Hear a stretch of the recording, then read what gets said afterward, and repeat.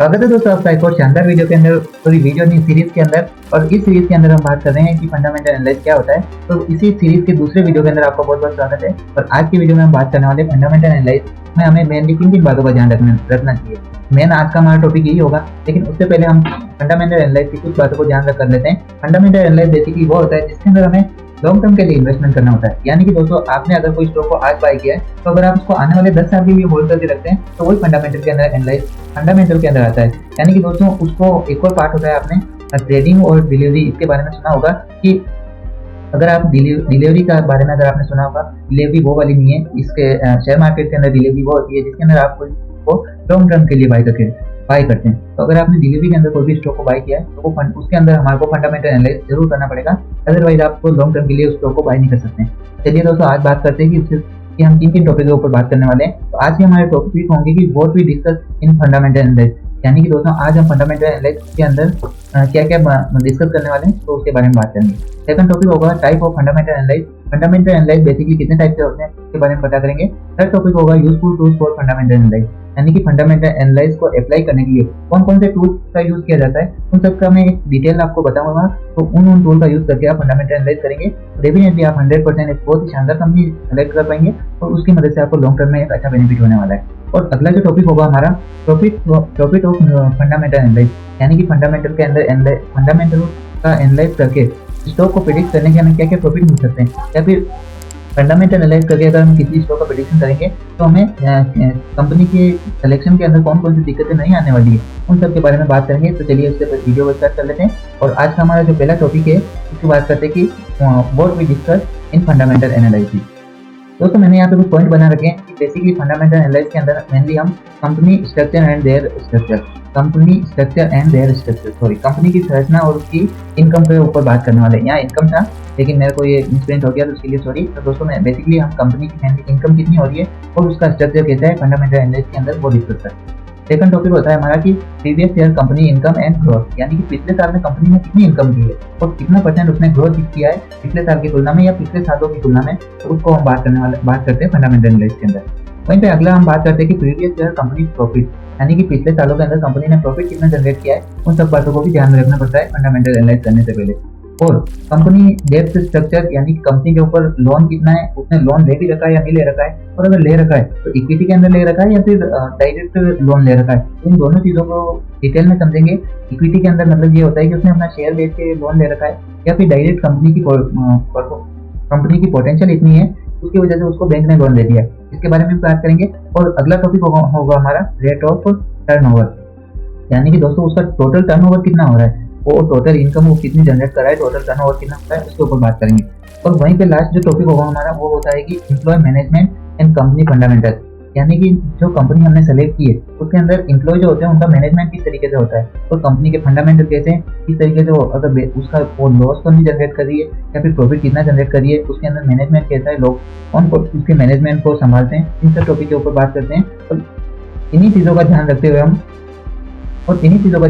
Fundamental analyse करते हैं। और अगर आप इन टॉपिक को ध्यान में रखते हो, अगर फंडामेंटल एनालिसिस के लिए स्टॉक का सिलेक्शन किया तो 100% आप एक बहुत ही शानदार कंपनी का सिलेक्शन करेंगे। इसी बात पे वीडियो को लाइक कर दीजिए और आगे के टॉपिक पर हम बात करते हैं। और आगे का जो टॉपिक है हमारा वो है दोस्तों टाइप ऑफ फंडामेंटल एनालिसिस। यानी फंडामेंटल एनालिसिस करने से पहले उसके टाइप कौन कौन से उसके बारे में बात कर लेते हैं। पहला जो टाइप होता है वो हमारा क्वालिटेटिव और क्वांटिटेटिव। यानी कि पहला टाइप होता है क्वालिटेटिव और सेकंड टाइप होता है क्वांटिटेटिव। अब आप ये सोच रहे होंगे क्वालिटेटिव क्या होता है, क्वांटिटेटिव क्या होता है। अगर हम क्वालिटेटिव फंडामेंटल एनालिसिस की बात करें तो उसके अंदर ऐसा एनालिसिस जिसमें कंपनी के मैनेजमेंट का डिस्कशन किया जाता है, उसके बाद में ब्रांड वैल्यू कैसी है उस कंपनी की मार्केट के अंदर, उसके बारे में पता करते हैं, और कंपनी की परफॉर्मेंस और अन्य कारण भी शामिल होते हैं। जैसे कि हम इन चीज़ों का अगर एनालाइज करेंगे तो उसे हम क्वालिटेटिव फंडामेंटल एनालिसिस बोलते हैं। और वहीं पे इसके फंडामेंटल एनालिसिस के सेकंड टाइप की बात करें जो कि है quantitative fundamental analysis. Quantitative fundamental analysis के अंदर जिसमें हम नंबर शामिल होते हैं। यानी कि अगर ऐसा एनालाइज जिसके अंदर नंबर का हमें एनालाइज करके कंपनी का स्टॉक का प्रेडिक्शन करना होता है, तो उसे हम क्वांटिटेटिव फंडामेंटल एनालिसिस बोलते हैं। नंबर का मतलब आप सोच रहे होंगे नंबर कैसे, तो इसका ये है जैसे कि डेप्थ, बैलेंस शीट। इसके अलावा दोस्तों ऐसे बहुत सारे टाइप जिनको हम आगे आने वाले वीडियो में बात करेंगे। तो जिन के अंदर नंबर का यूज होता है बेसिकली उस टाइप के एनालिसिस को हम क्वांटिटेटिव फंडामेंटल एनालिसिस बोलते हैं। यही बेसिकली मेन दो टाइप होते हैं, और इन दोनों के अलावा भी दो अप्रोच और होती है जो कि होती है टॉप डाउन और बॉटम अप अप्रोच। ये दोनों अप्रोच का भी फंडामेंटल एनालिसिस के अंदर यूज किया जाता है। जिसको हम आने वाले वीडियो में आगे बात करेंगे। लेकिन उससे पहले फंडामेंटल एनालिसिस की दो टाइप को आप समझ लीजिए। बेसिकली इन्हीं दो चीज़ों के आधार पर फंडामेंटल एनालिसिस का अध्ययन किया जाता है। और अब आगे की वीडियो में हम बात करते हैं कि फंडामेंटल एनालाइज करने के लिए कौन कौन से बेसिकली टूल का यूज करना चाहिए। वो टूल बहुत इंपॉर्टेंट है, उनको आप समझ लीजिए। पहला हमें फंडामेंटल एनालाइज करने के लिए सबसे पहले हमें कंपनी की बैलेंस शीट को देखना पड़ता है। उसके बाद में हमें प्रॉफिट एंड लॉस कितना होता है उस कंपनी के अंदर, उसको चेक करना होता है। अगला टॉपिक होता है हमारा कैश फ्लो स्टेटमेंट, यानी कि उस कंपनी के अंदर कैश फ्लो की स्टेटमेंट कैसी है उसको चेक करते हैं। उसके बाद में कंपनी की एनुअल रिपोर्ट को चेक करना पड़ता है। उसके बाद में फाइनेंशियल रेशियो की बात करते हैं। उसके बाद में हम पी रेशियो चेक करते हैं उस कंपनी का।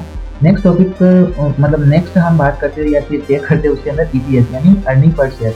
आई होप आप बोर नहीं हो रहे हैं तो जल्दी इसको लाइक कर दीजिए, बोर मत होइए, क्योंकि ये टॉपिक समझना बहुत ही जरूरी है। इनके बिना आप फंडामेंटल एनालाइज नहीं कर पाएंगे, तो इनका आप एक बार स्क्रीनशॉट ले लीजिए ताकि आपको आने वाले टाइम में इनसे बहुत ही हेल्प मिल सके। वहीं पे बात करते हैं हम बुक वैल्यू की, और बुक वैल्यू को चेक करना पड़ता है। उसके बाद में मैनेजमेंट एनालाइज का अध्ययन करना पड़ता है।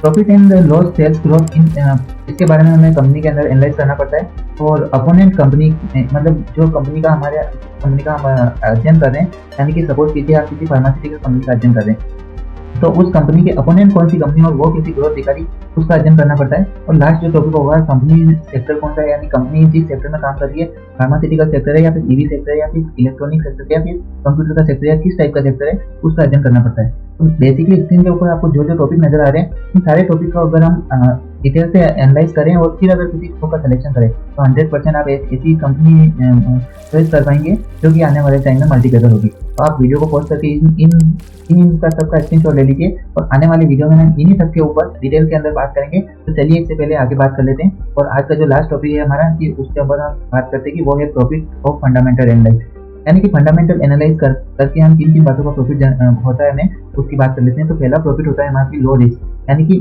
फंडामेंटल एनालाइज करने के बाद में हमारा रिस्क बिल्कुल कम हो जाता है किसी भी कंपनी का सिलेक्शन होने के बाद, यानी कि अगर उसके बाद आप इन्वेस्ट कर भी देंगे तो भी आपका पैसा डूबने वाला नहीं है। उसके बाद में बात करते हैं हम कि इंक्रीज प्रॉफिट। फंडामेंटल एनालाइज करके अगर आप किसी कंपनी के अंदर इन्वेस्ट करेंगे तो आपका प्रॉफिट 100% इंक्रीज होगा और बहुत ही हाई जाएगा। सेकंड प्रॉफिट होता है हमारा नाउन अबाउट कंपनी प्रोडक्ट, हमें कंपनी कौन सा प्रोडक्ट प्रोड्यूस कर रही है उसके बारे में पता चलता है। अगला हमें उसका फायदा होता है फाइंड कंपनी पोजीशन, कंपनी की पोजीशन करंट टाइम में किस जगह चल रही है तो उसके बारे में पता चलता है। और नेक्स्ट होता है हमारी company profit and loss, company के प्रॉफिट और लॉस के बारे में पता चलता है कि उसने पिछले टाइम में कितना रेवेन्यू जनरेट किया है, कितना प्रॉफिट और लॉस हुआ है, इसके बारे में पता चलता है। और जो नेक्स्ट प्रॉफिट हमारे को मिलता है फंडामेंटल एनालाइज करने का वो होता है इंक्रीज स्टॉक मार्केट एक्सपीरियंस। सबसे इंपॉर्टेंट यही है दोस्तों, अगर आप फंडामेंटल एनालाइज करके उनका प्रेडिक्शन करते हैं तो स्टॉक मार्केट के अंदर आपको बहुत ही ज़्यादा नॉलेज मिलता है, और जो इसी नॉलेज के बेस पे आप आने वाले टाइम में बहुत ही अच्छा ग्रो कर पाते हैं। तो आई होप दोस्तों मैंने जो आपको वीडियो बताया इससे आपको बहुत ही ज़्यादा इन्फॉर्मेशन मिली होगी। इन्फॉर्मेशन तो अब मिलने वाली है, तो इस वीडियो को जल्दी से लाइक कर दीजिए, सब्सक्राइब कर दीजिए, और हम मिलते हैं ऐसे अगले वीडियो के अंदर। और अगले वीडियो के अंदर हम अब धीरे धीरे डिटेल में मैंने जिन टॉपिक के ऊपर आपको बताया था शीट के ऊपर, अगर आई होप आपने स्क्रीनशॉट ले लिया होगा, उन टॉपिक के ऊपर डिटेल में बात करने वाले हैं। तो फंडामेंटल एनालाइज बेसिकली हम करते कैसे हैं उसके ऊपर बात करेंगे। जल्दी से वीडियो को लाइक कर दीजिए, चैनल को सब्सक्राइब कर दीजिए। हम मिलते हैं अगले वीडियो में, तब तक के लिए थैंक यू सो मच।